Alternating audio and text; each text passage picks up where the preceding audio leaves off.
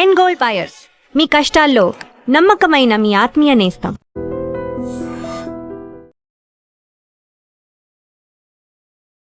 నమస్కారం. ఐడ్రీమ్ ప్రేక్షకులకు స్వాగతం, సుస్వాగతం. ఇవాళ మనతో పాటు ఉన్నారు బ్రహ్మశ్రీ గుండెపూడి శివ సుధీర్ శర్మ గారు మనతో పాటు ఉన్నారు. వారితో మాట్లాడి పలు సందేహాలని నివృత్తిపరచుకుందాం. నమస్కారం గురువుగారు. శ్రీమాత్రే నమః. శ్రీ గురుభ్యో నమః. గురువుగారు, వారాయి నవరాత్రిలో ఒక్కొక్క రోజు ఒక్కొక్క విశిష్టత కలిగి ఉంది అమ్మవారు. మరి ఈ రోజు 7వ రోజు ఎలాంటి అవతారంలో మనకు దర్శనం ఇవ్వబోతున్నారు? అలాగే పూజ నైవేద్యం ఏం పెట్టాలంటారు? మనకి వారాహి నవరాత్రులలో ఆషాఢ శుద్ధ సప్తమి 7వ రోజు. ఈ 7వ రోజు అమ్మవారి అవతారం వచ్చేసరికి శ్వేతవారాహి అవతార రూపంలో అమ్మవారు మనకు దర్శనమిస్తారు. శ్వేతవారాహి, శ్వేతము అంటే ఏంటి? తెల్లటి తెలుపు అని అర్థం. అంతేకాకుండా స్వచ్ఛమైన అని అర్థం. ఇప్పుడు చూడండి, నల్లటి పేపర్ మీద గీత పెడితే నల్లగా ఏం కనపడదు. తెల్లటి పేపర్ మీద ఈజీగా కనిపిస్తుంది, ఏ మరకైనా కనపడుతుంది. తెలుపు మీద ఏ రంగు మరకైనా కనపడుతుంది, ఒక్క తెలుపు తప్పించి. అవునా? కాబట్టి అమ్మవారు స్వచ్ఛమైనటువంటి తెల్లటి మనసు కలిగినటువంటి అమ్మవారుగా అమ్మవారిని భావించవచ్చు మనం. ఇక్కడ ఏ రకమైనటువంటి సమస్యను అమ్మవారు తీరుస్తుంది? ముఖ్యంగా హెల్త్ ప్రాబ్లమ్స్. మనకి మానసికమైనటువంటి రోగాలు ఉంటాయి, శారీరకమైనటువంటి రోగాలు ఉంటాయి. ఇప్పుడు ఉండేటువంటి రోగాలకి పేర్లు పెట్టడం కూడా కొత్తగా పెట్టాల్సి వస్తుంది. మొన్న కరోనా కూడా కరోనా అనేది వచ్చిన తర్వాతనే పెట్టిన పేరు కదా. అవునా? తుఫాను వచ్చిపోయిన తర్వాత తుఫాను పేరు పెడతారు చూడండి. ఆ టైపులో ఇప్పుడు వస్తున్నటువంటి రోగాలు కొత్త పేర్లు వెతుకోవాల్సినటువంటి పరిస్థితి. ఇలాంటి రోగాలకి తప్పనిసరిగా, అంటే హెల్త్ ప్రాబ్లమ్స్కి, అనారోగ్యాలకి ఈ శ్వేతవారాహి అమ్మవారు చాలా విశేషంగా పనిచేస్తున్నారు. చాలా విశేషంగా పనిచేస్తుంది.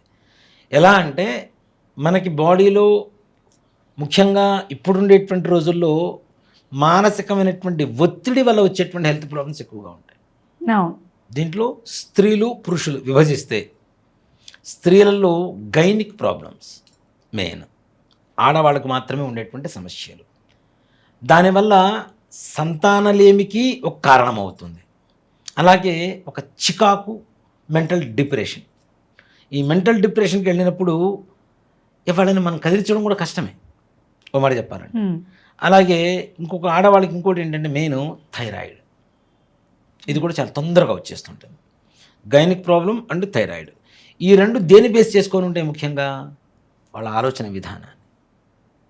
చూడండి, ప్రశాంతంగా ఉన్న వాళ్ళకి ఈ రకమైనటువంటి ప్రాబ్లమ్స్ ఉండవు. ఎక్కువగా టెన్షన్ పడకుండా ఉండేటువంటి వాళ్ళకి ఈ ప్రాబ్లమ్స్ ఉండవు. ఎక్కువ టెన్షన్ తీసుకుని డీప్ థింకింగ్ చేసి ప్రతిదాన్ని ఎక్కువగా ఆలోచించేటువంటి వాళ్ళకి ఈ రకమైనటువంటి హెల్త్ ప్రాబ్లమ్స్ తప్పనిసరిగా స్త్రీలలో ఉంటాయి. అదే పురుషుల్లో బీపీ, షుగర్ కామన్. ఈ రెండు ఉన్నటువంటి వ్యక్తులే, ఆడవాళ్ళకైతేనేమో గైనిక్ అండ్ థైరాయిడ్, జెంట్స్ అయితేనేమో బీపీ, షుగరు. అవునా?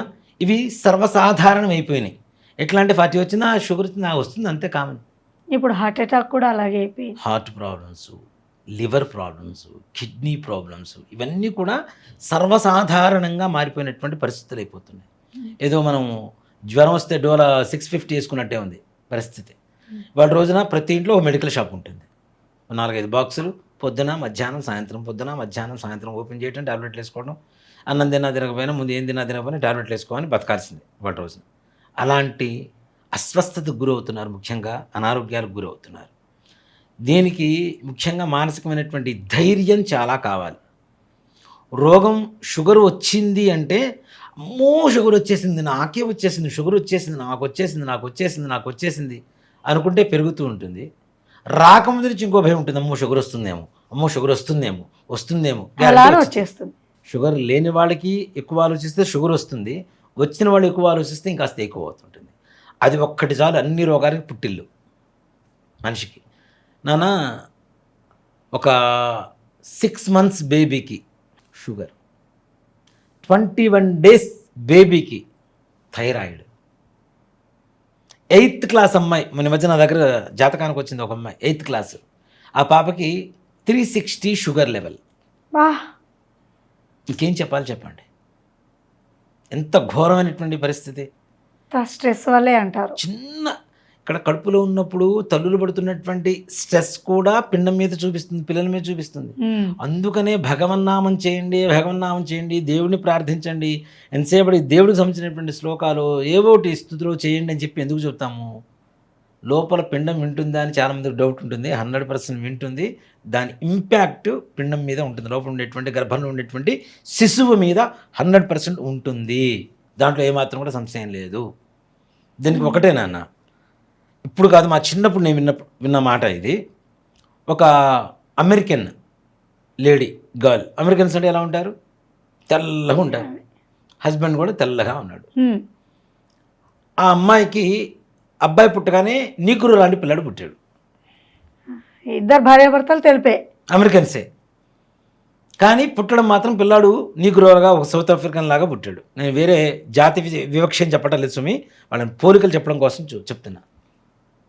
భర్తకు అనుమానం భార్య మీద. ఏంటి అని డాక్టర్లు తేల్చింది ఏంటి అంటే, అమ్మాయి బెడ్రూమ్లో ఈ సౌత్ ఆఫ్రికాకి ఇట్లాంటి వాటికి సంబంధించినటువంటి వాళ్ళ ఫోటో ఒకటి ఉంది.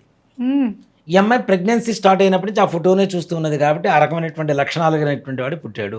అందుకని కడుపుతో ఉన్న వాళ్ళ రూమ్లో ఏం పెడుతుంటారు? అందమైన పిల్లల ఫోటోస్. మరి ఎందుకు పెడతారు అవి? అలా పుట్టాలని. అలా పుడతారు, ఆ ఇంపాక్ట్ ఉంటుందనేగా, మైండ్ ప్రశాంతంగా ఉంటుందనేగా. మరి అట్లాంటప్పుడు దేవుడు స్తుతులు, దేవుడు నామాలు, దేవుడు శ్లోకాలు చదువుతున్నప్పుడు వాటి ఇంపాక్ట్ కూడా ఉంటుందని ఎందుకు నమ్మకూడదు? మరి 100% చెప్పారు గురుగారు, నమ్మాల్సిందేగా. అది సైన్స్ అయితే ఇది కూడా సైన్సేగా, అవునా? సో కాబట్టి పిల్లలు ప్రెగ్నెన్సీ టైంలో ఉన్నప్పుడు తప్పనిసరిగా ఇలాంటివి వినడం ద్వారా ఇవన్నీ తీసేసి బూత్, ఇంకోటి ఏదో పిశాచియాల సినిమా, రాక్షసుల సినిమా, రాకాస బల్లి ఇట్లాంటి సినిమాలు చూస్తుంటే లోపల ఉండేవాళ్ళు కూడా అంత గందరగోళంగా తయారవుతారు. వాళ్ళు కూడా అట్లాంటి వాళ్ళు అట్లాంటి వాళ్ళే తయారవుతుంటారు లోపల కూడా.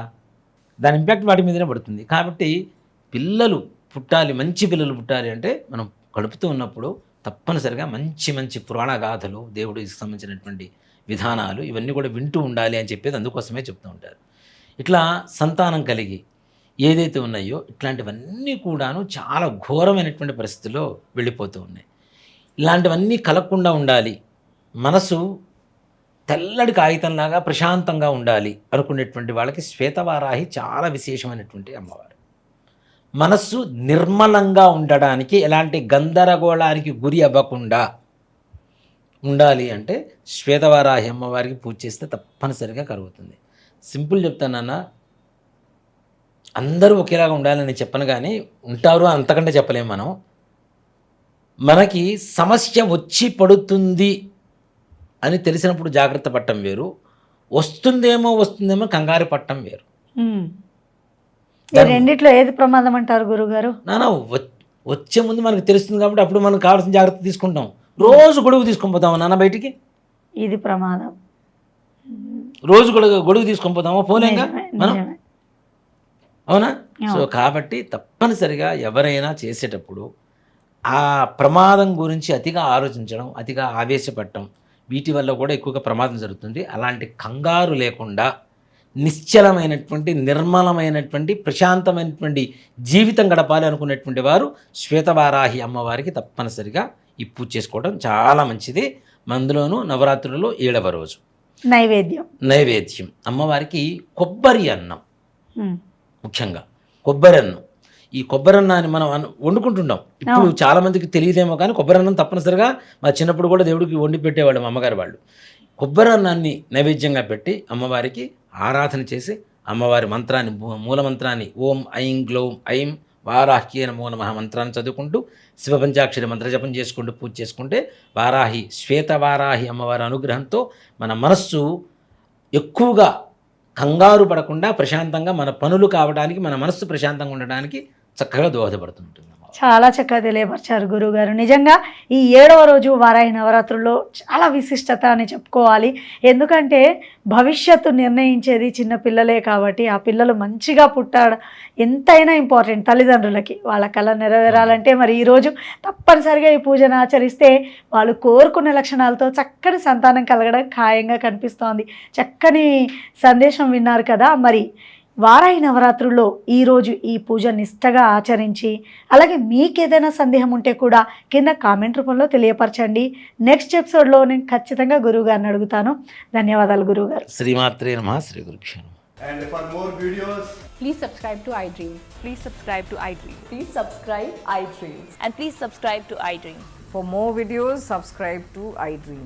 please like, share, and subscribe to the channel. Congratulations, iDream. Subscribe to iDream. Subscribe to iDream. So subscribe to iDream Media. iDream ki iDream team andarki huge congratulations. Please subscribe iDream Media. Please subscribe to iDream. Subscribe iDream. Please subscribe to iDream. iDream అంటే నా కళల ఛానల్ను subscribe చేసుకున్న నోరు తిరుగుతలేదు. మీరైతే గంట గుర్తు కొట్టండి. For more such videos, please subscribe to iDream. Subscribe to iDream. Please subscribe to iDream. Please subscribe iDream Media. Please do subscribe to iDream. Please subscribe to iDream Media. For best entertainment and information, please subscribe iDream. And don't forget to subscribe to iDream.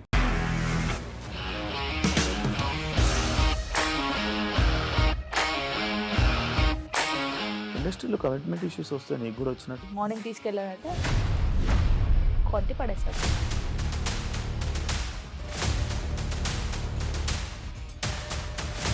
ఒక్కళ్ళు కూడా చూడలేదు ఈ cinema అని చెప్పడానికి కూడా చాలా ధైర్యం కావాలి. అది నిజం కదా, దాంట్లో ధైర్యం ఏంటి ఇది? నెక్స్ట్ డే ప్లేట్ మార్చేస్తే తప్పు కదా. As of now, we are comfortable this అని నేను అనుకుంటున్నాను. రష్మిక గారిది మీది ఒకే ఊరంట కదా? నీకు కోపం వచ్చిందంటే బాగా తిట్టేత్తరా? తిట్టేద్దామండి. నిజంగా గేమ్ ని ఎలా చేంజ్ చేయగలిగారు? ఏపీఎస్ఎఫ్సి వాళ్ళకి 6 నెలల్లో నేను 6 లక్షలు కట్టా. బిజినెస్ చేయాలనుకుంటే it is as difficult as riding a tiger.